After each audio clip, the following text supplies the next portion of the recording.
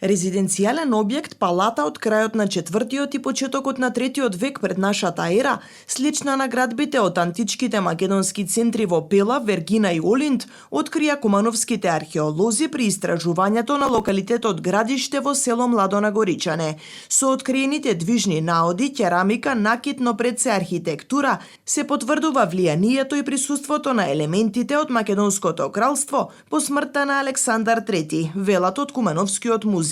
Локалитетот Градиште во село Младо на Горичане представува исклучително важен локалитет не само за Кумановскиот музеј, туку севкупно за македонската археологија и наудите кои што ги добивме таму се уникатни по многу нешта, почнувајќи од самите ископувања од 2014 година и посебно ова 2023 година дојдовме до сознанија кои што на некој начин ја менуваат и официјалната историја и Кумановскиот регион, да кажеме, го ставаат на еден позначен пиедестал во контекст на периодот кој најмалку беше истражен кај нас, а тоа е хеленистичкиот период или периодот кој што настапува после смртта на Александар Македонски и постепеното распаѓање, односно поделбата на големото античко кралство на Македонија. Паралелите кои што можеме да ги направиме со ова градба неоспорно не врзуваат со резиденцијалните објекти на македонските кралеви, односно со горе гледаме палатата во Пела, престолнината на Македонското кралство и палатата во Вергина, кои што покажуваат блиски сличности со локалитетот кој што ние го работиме. Значи станува збор за постоење на едно поголемо отворено двориште, кое што има собствен пристап или пропилеј и на кој што околу него се на некој начин налепени просториите кои што му служеле на владетелот за живење, меѓутоа секако дека и за прием на луѓе, за неговата стража, за куинските активности, сето тоа било содржано во рамките на овој објект. Кумановскиот музеј сега ја поседува единствената колекција на јонски капителии. Документирани се и внатрешни бедеми, бронзени декорации на вратите, ѕидови слични на оние од некогашните македонски центри, како и делови од канал за одвод за вода. Ексклузивитет кој што се јавува тука, го има во Македонија уште во Била Зора, претпоставената Била Зора во село Кнежие и Гортинија доле кај Вардарски рид, тоа е постоење на малтер. Значи, со овие ископувања всушност ние на некој начин ја сменивме официјалната историја дека малтерните зидови кај нас доаѓаат со римјаните. На овој локалитет откривме дека всушност луѓето кои што живееле на градот во Нагоричане знаеле за малтери, ги боядисувале своите ѕидови барем 200 години пред да дојдат римјаните. Повторно паралели за вакви ѕидови наоѓаме во главните градови на Македонското кралство, значи ова најубавиот ѕид лево, тоа е од престолнината Пела, во една ексклузивна куќа на некој благородник, и ова друго фотографии се фрагменти кои што ги најдовме кај нас. Значи повторно се работи за тотално ист манир на бојадисување на ѕидови, скоро идентична декорација што неоспорно зборува дека оно што ги правил ѕидовите во Нагоричане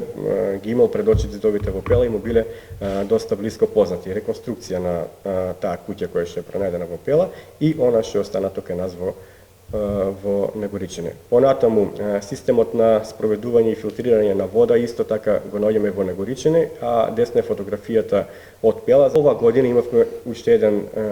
неколку ексклузивни наоди поврзани со еден статичен наод, а тоа е постоење на бронзени декорации за врата. Наведом изгледа наједноставна работа, меѓутоа тие се многу ретки и она што е најинтересно, овие се од тој општ тип, да кажеме, кружни аплики, меѓутоа ги имаме и овие, значи доле фотографијата која што го држиме наодот, а горе се сочуваните врати, значи пронајдени во една македонска гробница во Агија Параскеви, во близина на денешен Солун, каде што гледате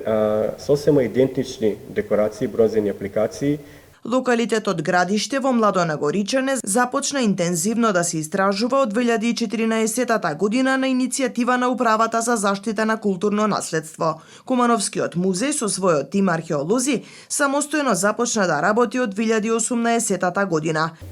Во 2023 колегите повторно се вратија на горниот дел од локалитетот на негово истражување заради дообјаснување и овој локалитет на нас не е многу битен